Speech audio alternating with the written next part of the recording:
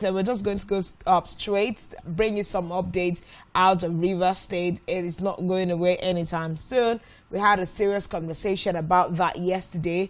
If you missed out on that, you would get to our YouTube channel and you'd be able to get a full scoop on the entire interview that we did post Supreme Court's judgment over Rivers State. But then the Rivers State government have gone ahead to announce that they have not received any resolutions yet from the State House of Assembly regarding the judgments of the Supreme Court February 28th.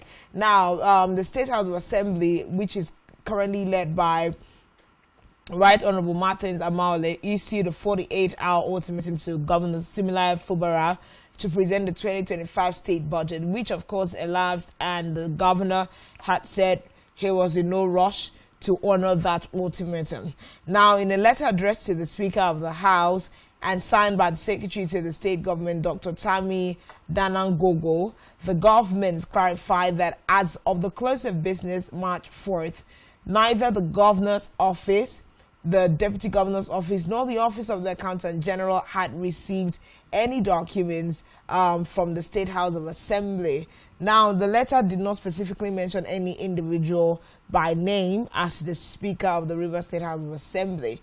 So you're looking at, the recent broadcast that Governor Similai Fubara did, where he reiterated his commitment to the rule of law. So it looks like we are still walking on slippery grounds here where Rivers State is concerned.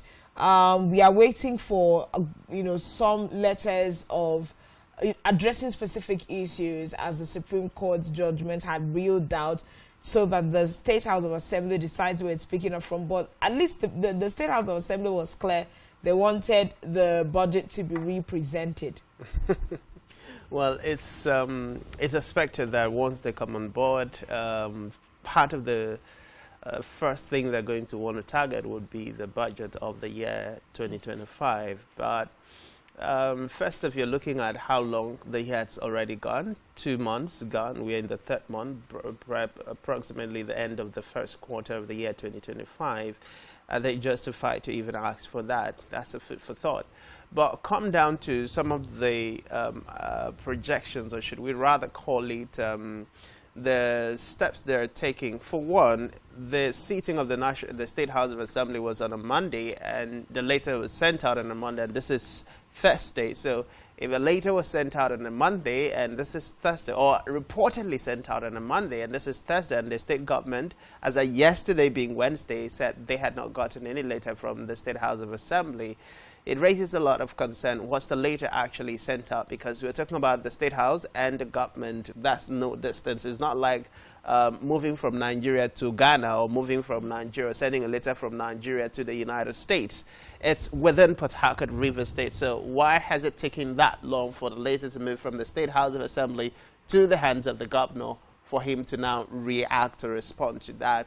And then, of course, you're also moving to the political dynamics of the opposition State House members now trying to hold the government of Rivers State to ransom, and hold Governor Fubara to ransom by making very autocratic demands that should not be even seen within the political space. Of course, we've seen also the State House making a move to invite the RISIEC boss to the State Chamber to answer questions as to why he went ahead to conduct election last year, despite the court stand that had prohibited that action from happening. That is, of course, after the RISIEC, the state electoral umpire set aside another date within the year 2025 for the rerun of local government elections, still to ensure that we're able to fill the position at the local government level to ensure that the dividends of democracy is given to the people of Rivers State. At the end of the day, we'll always come back to asking the same old question: who suffers the most when crisis like this arises? Who is winning in this war? Yes, Wike, in its reaction to the Supreme Court verdict, was celebrating that justice has finally taken its course. But of course, let's go back to even the conversation when Wike was the governor of Rivers State. How many from the local government chairman that were just elected before he came on board that he dissolved during the Amechi era, to the different actions and decisions that he took concerning his immediate predecessor, Amechi, back in Rivers State, and then go back all the way to all of the actions that he has taken within the course of his tenure. And the big question would be, yes, some wiki that is talking about, obeying the law or having triumph at the law court. Will he obey the law? Will he have taken steps to do what Siminalayi Fubara is doing? Remember, he has already dissolved the local government elected officials and, of course, moved to conduct fresh elections. That's because he intends to ensure that the grassroots does not suffer because of whatever personal vendetta Nyesom Wike has with him and against the state people, because as we speak, stakeholders in Rivers State are behind Governor Fubara, and you're going to have to ask that question: why are stakeholders solidly behind Fubara as opposed to Nyesom Wike? Because if you look at the affairs of things, Nyesom Wike is at the federal, and Rivers State definitely needs connection with the federal, right, for things to happen. And then Fubara is at the state. He's the #1 citizen. At the end of the day, these two people need to work together if, Rivers State is going to have a lot more. But for that to even happen, the expectations of the Rivers State people is that Nyesom Wike's interest is not in opposition to the people's interest, which of course is where the bone of contention is.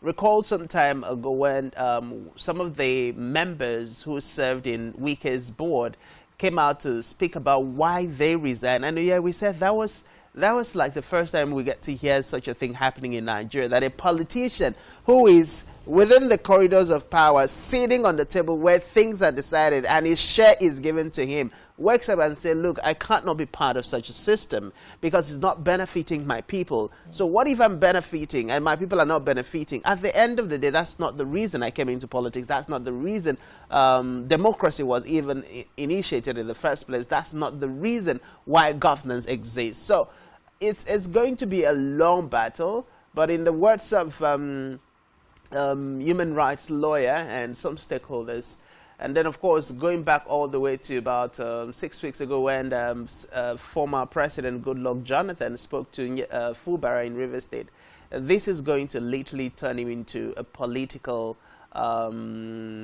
giant, not just in Rivers State but Nigeria. The intricacies are just too much. But of course, we can trust with Fubara's body language and comment. He's not afraid of, what's that word again? Impeachment by the State House of Assembly. And at the end of the day, his priority comes down to the people's interests, protecting the law and protecting the people.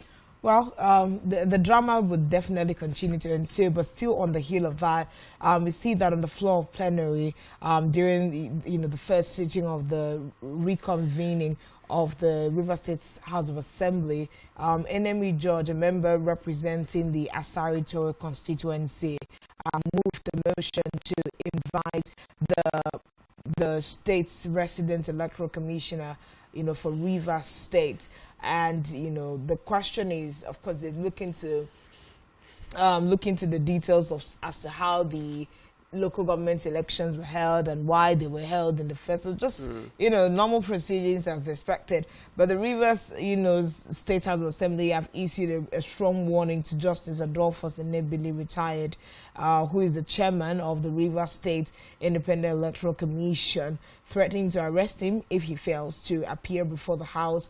Now, the appear date is for Friday the 7th to, of course, answer a question. Now, you're looking at the fact that he had previously scheduled the local government elections for August 9, 2025, after the Supreme Court annulled the October 5, 2024 poll. So they have moved quickly. The Supreme Court gave a verdict. The governor said we're honoring it, asked the local government chairman to hand over to council administrators, and then they went on immediately to schedule a fresh date. So on the heel of this, the House is asking him to come and answer questions. So they would investigate the conduct of the RISIEC chairman in relation to the annulled election. Now, of course, remember that Rivers State Governor assured the people of the state that his administration will fully implement the Supreme Court's judgment. So on their part, they're trying to keep to business. But like Francis has said, how much of interference are we going to be experiencing by the State House of Assembly in Rivers State? But those are just developments coming out of the situation in Rivers State at this time. The summoning of the resident chairman for INEC in the state, and also the fact that this government has said they have received no letter whatsoever from the State Assembly, and really now what their responses and their plans are with the February 28th Supreme Court's judgment. So those are the summaries coming out of Rivers State at this time. But let's move quickly to another development out of trending issues, and that would be just before we get to all the development. Now, there is something that unfortunately we seem to not pay attention to in Nigeria, that State House members, National Assembly members, let's focus on Rivers State crisis now, kind of fail to understand that the governor of the state has some level, a deep level of authority over the activities of the different, arms of government in the state. Now, the establishing principle, or should we call it the establishing mandate, and the sections of the laws that allow for us to have state electoral umpires are very clear, and it's very clear. Now, in the establishment, you're looking at the fact that state independent electoral commissions are established by the respective state houses of assembly in each state of the federation. Now, these powers derive from Section 197 of the 1999 Constitution, which provide for the establishment of RISIEC to conduct election in local government council. Of course, the appointment of the chairman and members of the RISIEC are appointed by the governor of the state, subject to confirmation by the State House of Assembly. The function is to outline, organize, undertake, and supervise elections to local government councils within the state, and advise the INEC on the compilation of and the register of voters concerning local elections in the state. Now, of course, this is something that came up within the court judgment. When you look at the order that was given to RISIEC to not conduct election until INEC has an update of the voter register, whereas the function of the state electoral umpire is to help INEC and advise INEC. It is not the reverse. It is not the other way around. Now, the removal of RISIEC, which is what the Rivers State House of Assembly members are going for, can only be done by the governor, first and foremost, and then a two-thirds majority of the State House of Assembly before that removal process is possible. Now, it's going to be a serious tussle, because if election has already been fixed and you're moving to go after the head of the electoral umpire in Rivers State, the target is take him out. But do they have the power to take him out? Can they on their own take him out from that position? And then, of course, it is still going to go back to legal battle and legal tussle as far as Rivers State is concerned. But I think for most cross-riverians, the most important thing in all of this is that Nyesom Wike, which seems to be celebrating the win, is not really winning. Aside from the razzmatazz and the paparazzis and the echoes coming out from the judiciary system, but for the people of Rivers State, Siminalayi Fubara is winning on all fronts and is still going ahead. I mean, they're still on the 10-day spree of inaugurating projects across the state. So that clearly shows that he's not distracted. That clearly shows he's not perturbed about the situation. That clearly shows he's still on top of his game. I mean, it's very important that he stays on that way. It's speaking for the people at the end of the day, which is the most important thing.